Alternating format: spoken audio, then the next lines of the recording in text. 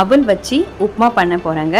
அதுக்கு 2 கப் அளவுக்கு அவல் எடுத்துக்கலாம். அதை வந்து தண்ணி ஊற்றி லேசாக அலசி இந்த தூசியெல்லாம் இருக்குங்க, அதனால் அலசி தூர ஊற்றிக்கிட்டு கொஞ்சமாக தண்ணி ஊற்றி ஊற வச்சிடலாங்க. அது ஒரு பக்கம் ஊறட்டு ஒரு கடாய் எடுத்து அடுப்பில் வச்சுக்கலாங்க. அதில் கொஞ்சமாக தேங்காய் எண்ணெய் ஊற்றிக்கிட்டு உளுத்தம்பருப்பு 1 டீஸ்பூன், கடலைப்பருப்பு 1 டீஸ்பூன், கடுகு 1/2 டீஸ்பூன் போட்டு ஒரு வத்தல் கிள்ளி போட்டுக்கலாங்க. போட்டுட்டு அது பொரிஞ்சு வரக்கூடிய டைமில் கொஞ்சமாக கருவேப்பிலை போட்டு வதக்கி விட்டுறலாங்க.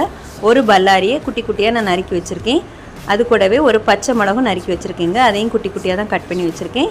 ரெண்டையும் போட்டு கொஞ்சம் தாளிச்சிட்டு இருப்போங்க. அதுக்கப்புறமா அந்த அவல் ஊற போட்டிருப்பேன் இல்லையா, அதை வந்து தண்ணி வடிகட்டிடணுங்க. அதனால் ஒரு சல்லடையில் ஊற்றி வச்சுருக்கேன். நல்லா தண்ணியெல்லாம் வடைஞ்சதுக்கப்புறமா நல்லா லேசாக பிழிஞ்சி இதில் போட்டு வதக்கி விட்டுற வேண்டியதாங்க. சூப்பராக இருக்கும். அவல் ரொம்பவே உடம்புக்கு நல்லது தானேங்க அவல். அது மட்டும் இல்லாமல் பிள்ளைங்க சும்மாவே அதை எடுத்து சவைச்சி சாப்பிட்ற ரொம்பவே நல்லது. இப்போ இது கூட 2 உப்பு போட்டுக்கலாங்க. தேவையான உப்பு போட்டுட்டு அவலை எடுத்து இதில் போட்டுற வேண்டியதாங்க. அதுக்கப்புறம் தேங்காய் திரி வச்சுருக்கேன், அதையும் போட்டு நல்லா மிக்ஸ் பண்ணி விட்டுருங்க. ரொம்ப போட்டு கிளற வேண்டாம், அவல் பொடி பொடியாக பொடிஞ்சு போயிடும். அதனால் லேசாக 2 கிண்டி இறக்கிற வேண்டியதாங்க.